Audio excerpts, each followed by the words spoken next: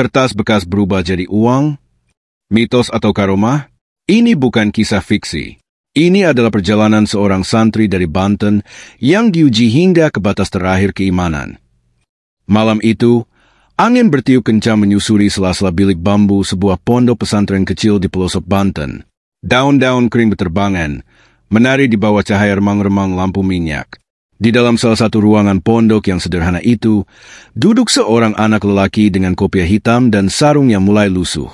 Namanya Mustopa. Ia masih belia, namun hidupnya sudah jauh dari kata mudah. Sejak kecil, ia yatim piatu, tak pernah merasakan pelukan ibu, apalagi bimbingan seorang ayah. Ia dibesarkan di pesantren ini oleh seorang ulama tua bernama Ustadz Ujeng, sosok yang tak pernah mengeluh meski hidup dalam kesederhanaan yang amat sangat. Mustopa duduk bersila, membacakan ayat demi ayat Al-Quran dengan suara lirih namun mantap. Setiap huruf yang ia lantunkan seperti doa yang meresap ke dalam malam. Di wajahnya tak ada kesedihan, hanya keteguhan dan ketundukan. Pagi hari di pondok itu selalu dimulai dengan adzan subuh dari surau kecil yang dibangun dengan gotong royong warga. Setelah sholat berjamaah, Mustopa tak langsung tidur lagi seperti anak-anak seusianya. Ia mengambil cangkul, berjalan ke kebun bersama Ustadz Ujeng. Ladang itu adalah sumber hidup pesantren. Mereka menanam singkong, cabai, sayur-sayuran, kadang-kadang jagung. Ketika matahari mulai naik, Mustopa kembali ke pondok untuk belajar kitab kuning, mendalami nahwu, syaraf, hingga tauhid. Hidupnya berjalan dalam ritme antara ladang dan kitab, antara tanah dan langit. Tapi dari semua itu, satu yang paling ia jaga adalah adab, sebuah warisan utama dari Ustadz Ujeng. Ilmu tanpa adab hanya membuatmu pintar tapi tak membawa manfaat. Begitu kata Ustadz. Hari-hari berlalu. Tahun-tahun berganti. Mustopa bukan lagi bocah kecil. Ia tumbuh menjadi santri yang dikenal cerdas, sabar, dan tidak banyak bicara. Beberapa kali, warga desa bahkan datang untuk minta doa atau pertolongan kepadanya. Entah karena sakit, kesulitan rezeki, atau masalah rumah tangga. Ustadz Ujeng memperhatikan perkembangan muridnya itu dengan penuh harap. Dan pada suatu malam yang hening, usai tahajud, Ustadz memanggilnya. Mustopa, ucapnya pelan tapi tegas, kau sudah saatnya melanjutkan ilmu ke tempat yang lebih tinggi. Kau akan aku kirim ke pesantren besar, ke Kiai Mubarok di Jawa Timur. Ilmumu di sini sudah cukup, tapi ilmu sejati baru dimulai saat engkau berani keluar dari zona nyaman. Keputusan itu mengguncang batin Mustopa. Ia mencintai tempat ini.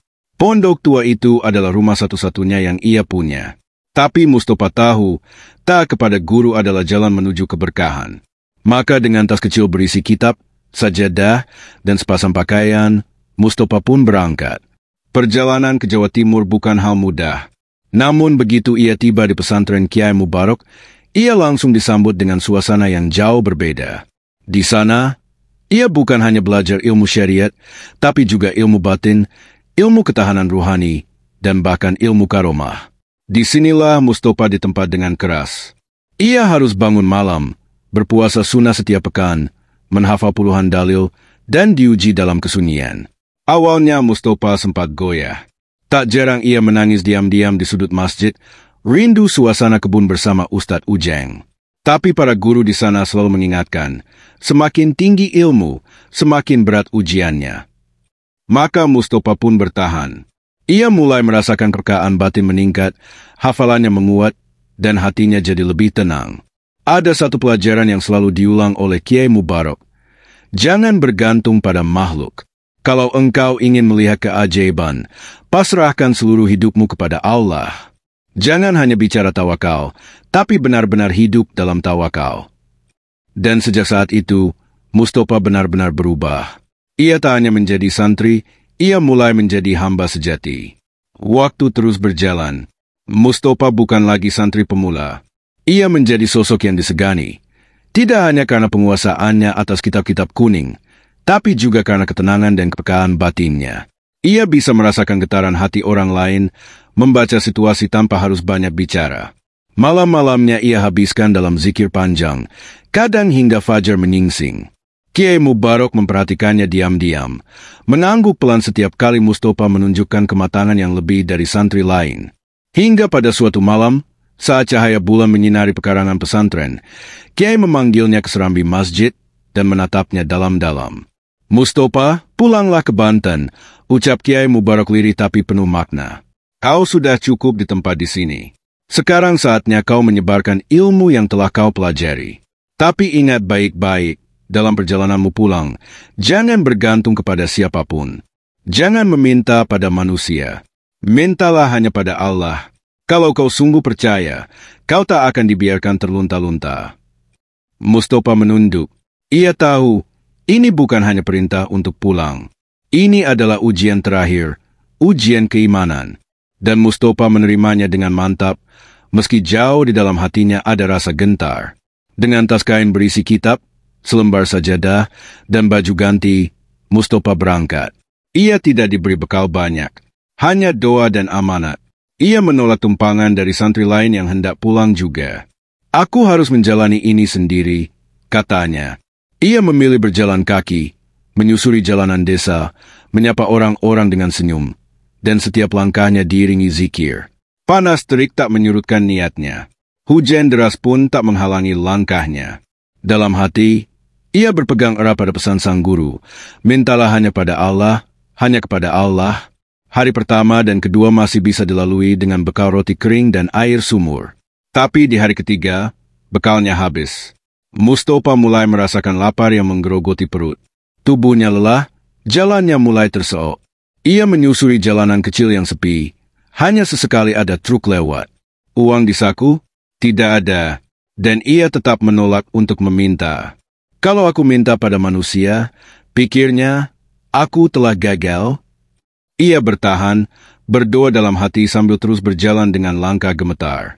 Menjelang senja, Mustopa sampai di sebuah perbatasan kota kecil. Perutnya nyeri, kakinya melepuh. Ia menepi di bawah pohon besar di pinggir jalan, lalu duduk sambil memejamkan mata. Di seberang, terlihat sebuah warung nasi. Asap wangi dari dapurnya membuat perut Mustopa berbunyi keras. Ia menatap warung itu lama, sangat lama. Hatinya berkecamuk.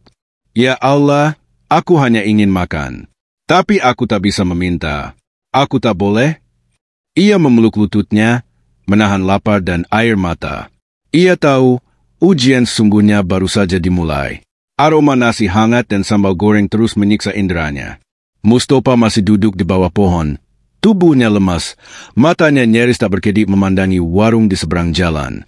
Ia melihat seseorang sedang menyendok nasi ke piring, menaruh ayam goreng di atasnya, dan menuangkan teh hangat ke gelas kaca.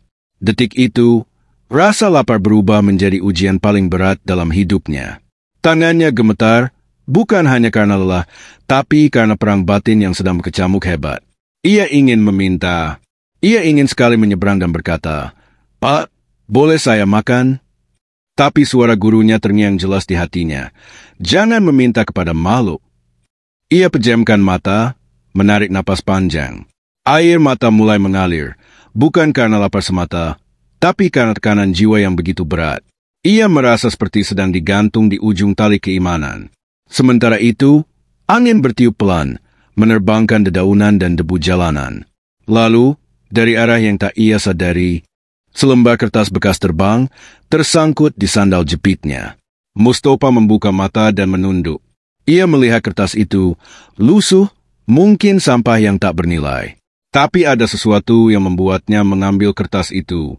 Ia genggam erat, matanya terpejam kembali. "Ya Allah, hanya Engkau yang tahu isi hati hamba MU ini. Jika ini ujian, kuatkan aku. Tapi jika ini pertolongan, bukakan jalan MU." Doanya tak diucapkan dengan suara. Semua hanya lirih dalam batin. Tapi kalimat-kalimat itu penuh kesungguhan, penuh harap. Mustopa merapatkan kedua tangan, menggenggam kertas itu seolah sedang memeluk harapan terakhirnya. Tak ada riak emosi di wajahnya, hanya ketenangan penuh kepasrahan. Lalu perlahan ia membuka matanya dan membuka telapak tangannya. Saat itu juga, ia terkesiap. Mata Mustopa membelalak. Kertas lusuh itu telah berubah. Ia kini memegang selembar uang, 100.000 rupiah, masih hangat, seolah baru saja dicetak dari percetakan negara. Tangan Mustopa bergetar. Bibirnya bergetar. "Allahu Akbar," bisiknya nyaris tak terdengar. Seketika, ia menangis.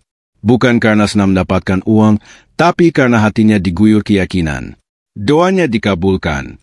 Bukan karena ia kuat, bukan karena ia istimewa, tapi karena ia percaya. Ia bersujud di atas tanah kering itu, di tepi jalan, tak peduli dengan pandangan orang yang lalu lalang. Ya Allah, betapa Engkau mencintai hamba MU yang berserah. Air matanya jatuh membasahi tanah. Itu bukan air mata kekalahan. Itu adalah air mata kemenangan seorang hamba yang tak menyerah pada dunia. Dengan penuh syukur, ia berdiri. Badannya masih lemah, tapi jiwanya lebih kuat dari sebelumnya. Ia menyeberang jalan dan masuk ke warung. Ia hanya memesan sepiring nasi, telur dadar, dan segelas teh manis hangat. Setiap suapan adalah nikmat. Setiap tegukan terasa seperti air surga. Ia makan perlahan, khusyuk, dan penuh rasa syukur. Tak ada satupun yang ia sia-siakan. Bukan karena takut lapar lagi, tapi karena ia tahu, setiap berkah, kecil ataupun besar, adalah jawaban dari langit. Selesai makan, Mustafa duduk sejenak di bangku warung. Bukan karena malas bergerak, tapi karena hatinya masih dipenuhi haru. Tangannya menggenggam sisa uang itu, bukan untuk disimpan, melainkan sebagai pengingat bahwa pertolongan Allah bisa datang dari arah yang tak pernah diduga. Ia tak menghambur keluar dengan penuh semangat, justru melangkah pelan, penuh kehati-hatian, seolah tak ingin merusak keheningan yang sedang bekerja dalam dirinya. Langkahnya kembali menyusuri jalanan, namun kali ini lebih ringan. Badannya boleh lelah, tapi hatinya sudah menyala seperti obor di tengah kegelapan. Beberapa hari kemudian, Mustafa akhirnya tiba di kampung halamannya. Matahari pagi bersinar hangat, seolah menyambut kepulangan seorang pejuang dari medan panjang. Anak-anak kecil berlarian di tepi jalan. Para petani tersenyum ketika melihat sosok berjubah lusuh yang berjalan pelan tapi tenang. Di kejauhan, menara kecil pondok pesantren Ustadz Ujang mulai terlihat. Hatinya mendadak bergetar, ia menahan napas. Langkahnya melambat. Ia melihat seorang lelaki tua di depan pondok sedang menyapu halaman, dan lelaki itu berhenti, menatap ke arahnya. "Ustadz," bisik Mustafa pelan, suaranya nyaris pecah. Ustadz Ujang tersenyum, matanya basah. Ia meletakkan sapu, lalu berjalan cepat, secepat yang bisa dilakukan oleh tubuh renta. Mereka berpelukan dalam diam, dalam keharuan, dalam bahasa yang tak membutuhkan kata. Setelah masuk ke dalam pondok, Mustafa duduk bersila dan mulai bercerita. Tentang perjalanan, tentang rasa lapar, tentang kertas yang berubah menjadi uang. Ustadz Ujang menyimak tanpa menyela. Lalu, dengan senyum yang bijak, ia berkata, "Itulah karomah, bukan untuk dipamerkan, tapi untuk memperkuat imanmu dan mereka yang nanti akan kau bimbing." Hari-hari berikutnya, pondok pesantren itu mulai berubah. Bukan karena bangunannya, tapi karena sinar baru yang hadir di tengah-tengah mereka. Mustafa mulai mengajar. Ia tak hanya mengajarkan ilmu agama, tapi juga tentang kesabaran, keikhlasan, dan keyakinan. Para santri takjub bukan karena cerita ajaibnya, melainkan karena ketenangan dan kedalaman batinnya. Ia mengajari mereka bukan untuk mencari keajaiban, tapi untuk mempercayai bahwa keajaiban akan datang bila hati sudah berserah sepenuhnya pada Allah. Kisah Mustafa pun menyebar ke desa-desa lain. Tapi orang-orang tak hanya mengingatnya sebagai santri yang bisa mengubah kertas menjadi uang. Mereka mengingatnya sebagai lelaki muda yang menolak meminta pada manusia dan memilih menggantungkan seluruh hidupnya pada Tuhan. Sebuah pelajaran bahwa mukjizat tidak hanya turun pada para nabi, tapi bisa datang pada siapapun yang yakin. Dan Mustafa, anak yatim piatu dari desa kecil di Banten, telah menjadi bukti nyata dari kuasa Allah yang tak terbatas.